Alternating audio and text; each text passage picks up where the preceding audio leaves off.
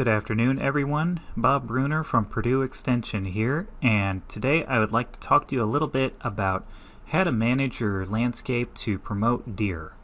Deer are ubiquitous across much of Indiana and our surrounding states. Many of us use them for hunting, while others of us like to just see them because we love enjoying the wildlife. Whether you're a conservationist or a hunter, or both, a lot of the information here can help you not only to encourage wildlife to travel through your landscape, but also help you with timber stand improvement. So let's go over just a little bit on some of how our deer populations tend to behave. Deer were at one point a little bit in what I would almost call endangered, but not quite. So originally, many of the indigenous peoples of our continental area used deer as not only a food source, but also a source of leather goods and other products that they were able to use. As European settlers began to enter the continental United States, they also took advantage of this same resource. Now what this means is that in about the late 1800s, a lot of our deer populations began to crash, and we were beginning to lose them all over the country where they were indigenous. Several states began to enact different varieties of laws that were meant to protect deer populations. More specifically, they were aimed at protecting does, or what some laws may state as antlerless deer. Now the good thing is, these laws were fairly successful, and many of our deer populations recovered very, very rapidly. Deer are well set to be able to reproduce very, very quickly. They can often give birth to twins and triplets within a given season. This is why when you see a doe moving around with her fawns, it's not unusual to see at least two of them with her at all times. Sometimes deer populations can get so thick that you can see anywhere between 30 to 125 individual deer per square mile, depending on where you are and the time of year. Brown County in Indiana is particularly notorious for this. That's why we have so many conservation practices meant at helping to manage the population of deer so they don't cause themselves to crash and we can better protect them. Now, one of the key aspects to managing your landscape for deer, regardless of where you are, is this concept of biodiversity. Biodiversity is the idea that it is the measurement of the variety of life within a given habitat or area. This biodiversity that I'm talking about here is more specifically of the plant variety, because these plants are going to act as food sources and cover for a lot of your herbivorous species, including deer. Deer are always on the move, as I'm sure a lot of you know, and they are constant browsers. So they're going to go where the food is, and they're going to follow the path that that food takes. And this is going to be important as we begin to make management decisions for how we want our landscape structured. So of course, we want to know where we get started. The first step you want to take is to grade your woodlot or your forest or whatever area you're looking at that you want to improve for deer. Deer are going to need a couple of different things. They're going to want cover to protect them from human interaction or predators, if you actually have those. They're going to want to make sure that they feel safe and they feel fed. Once you grade your woodlot, you want to determine what kind of management method you're going to use. There are several, though almost every single one of them will come down to a timber stand improvement method that will require some kind of tree removal. And then, of course, you'll take your action, some kind of cutting practice that you're going to implement to make sure that you have got the right kind of structure. As you begin to make these decisions, there are some questions that you're going to want to ask. What kinds of vegetations exist in the area that you want to work on? And do these vegetation represent the kind of food sources that deer are going to want to take advantage of? What are the relative percentages of each type within the area? Are all the trees in your area similar? Do you have nothing but oak and maple, or is it a mixture of a lot of different tree varieties? And are your woods isolated or part of a larger forest? You also want to take into consideration how much diversity is present. Just like I was saying with biodiversity, if you don't have a good diverse number of plants, that's going to limit the number of species, also referred to as abundance, that will use your wooded area as a habitat. And this counts not only for deer, but all kinds of mammals and birds. Habitat connectivity will ensure the safe movement of animals through an area.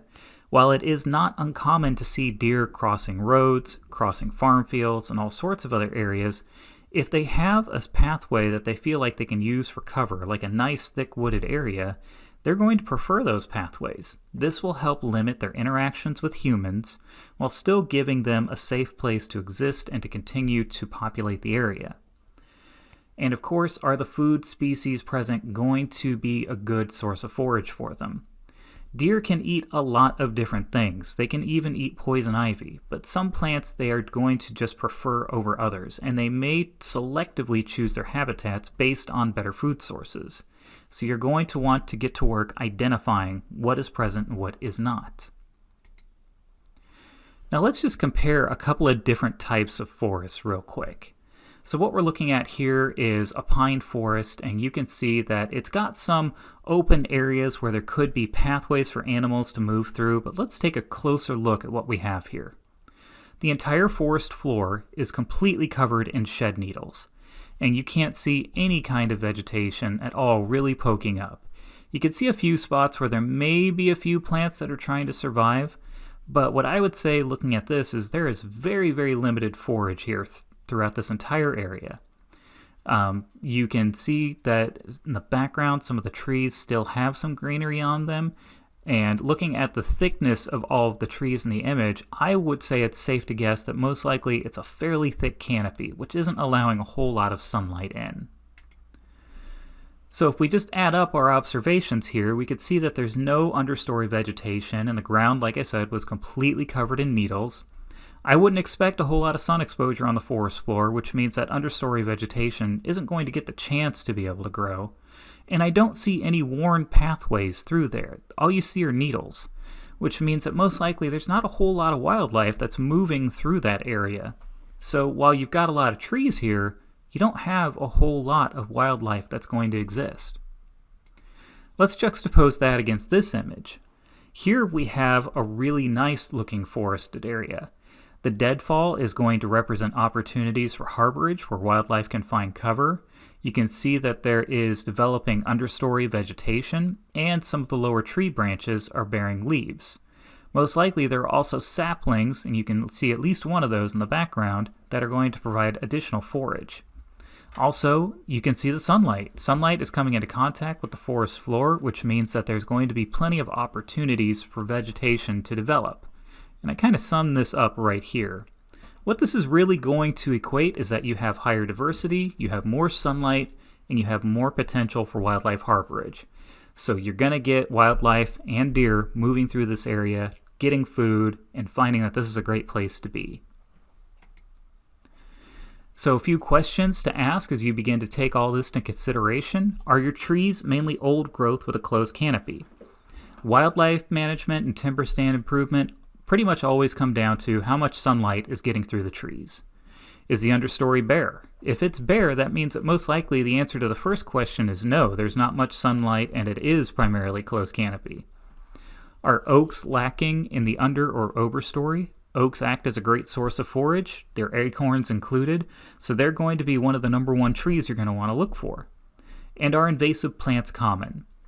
Invasive plants have the ability to completely choke out any other form of life. They can get thick, they can get impossible to pass through, especially in cases like thick growths of multiflora rose. So invasive plants are going to be a big thing to watch out for. You want to eliminate them as much as possible. One thing that I can't stress enough when you're taking this kind of work into consideration is to get the assistance of forestry professionals. Forestry professionals have specialized skills to help you figure out what trees you're going to want and which ones you're going to want to remove. Often these professionals have critical information about the local area. For example, your local forester working for the DNR or the local business that's been there for 10 plus years. Extension educators can also assist you in this, but unfortunately not all extension educators are trained for forestry work. We can get you in contact with them though, so keep that in mind and don't attempt this kind of work on your own. Here you could see Jared Brook, one of our wildlife management specialists at Purdue University, guiding a group in land management activities. And I really want to credit Jared Brook and several others who created a lot of the information I'm sharing with you today. And this just kind of forms a great picture of people who are considering wildlife management plans. You can see right now that they're standing in a cornfield that's probably been left sitting there since last year, and there is a tree-lined, what I'm going to guess is a stream or ditch bank there. So they're looking at a potential pathway for wildlife depending on what is just on the other side of those trees. And that kind of creates a really interesting image that frames what we're talking about today. One of the biggest aspects of considering how you want your land to be structured is the concept of habitat succession. As habitats experience what ecologists call a disturbance, something like a forest fire, a lot of the old growth will be removed, leaving a bare area that will now be colonized by new species. What you're looking at here is an example of what I call, as an ecologist, early stage succession. Lots of grasses, things that we might consider weedy species, are going to enter an area, develop very quickly, create hundreds of seeds, and spread as fast as they can. Unfortunately, this means that it's also open to invasion by invasive species or noxious species, such as poison hemlock. These are generally represented by meadows and open prairies, and most of the plants you'll find in them are going to be grasses, maybe a few shrubs, legumes. All of these plants will be competing for space because they want access to that sunlight. Now, as time moves on, we'll enter mid-stage succession. This is where our tree species will begin reappearing, and you'll have an open canopy forest beginning to form with a good understory. And the picture you see in the background is just an absolutely wonderful representation of what I consider the best situation for deer. There's a lot of space in between the trees, their canopies aren't super thick, you can see that understory has developed. These are going to be represented by young forest stands. You're going to find woody species that are developing from saplings and stumps, and that's a great thing because that means that's forage that wildlife can reach. These are typically pushed by a major disturbance, and in old growth areas, where Indiana used to be one of those disturbances are mainly pushed by fire. A mid-stage successional area is the best combination for cover and forage, especially when it comes to deer. Now, once we get past our mid-stage succession, we begin to move into that old growth, and that's shown by this first image I shared with all of you. This is a mature forest that's had at least 20 plus years of development. The only forage that may be available is going to be through the seeds and acorns, which, yes, deer can eat, but they're going to need more than just that. There's very little for entry for sunlight in these kinds of areas, but it does offer potential cover for wildlife to be able to move through.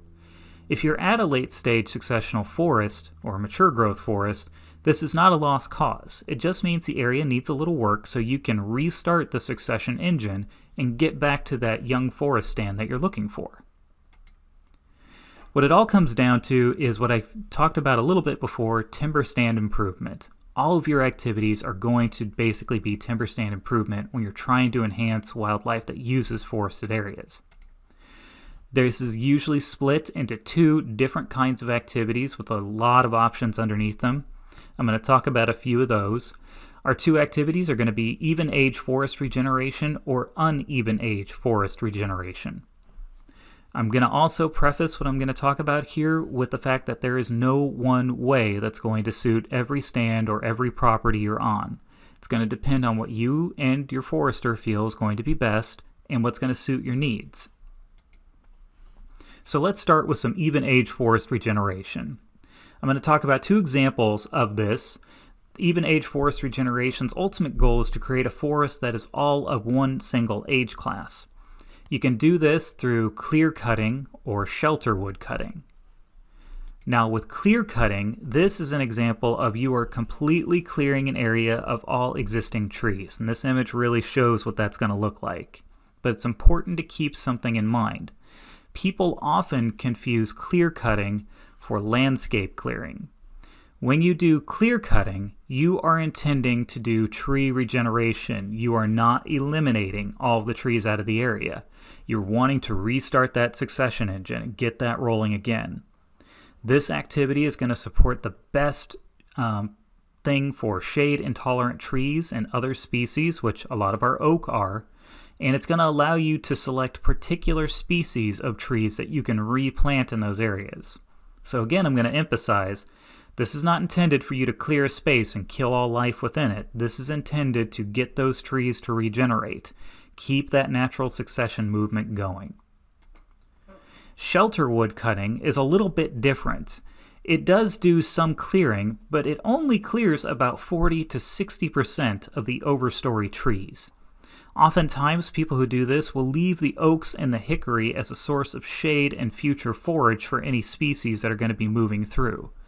When it comes to even age regeneration, this offers the best combination for sunlight and forage for the animals that are going to be moving through here.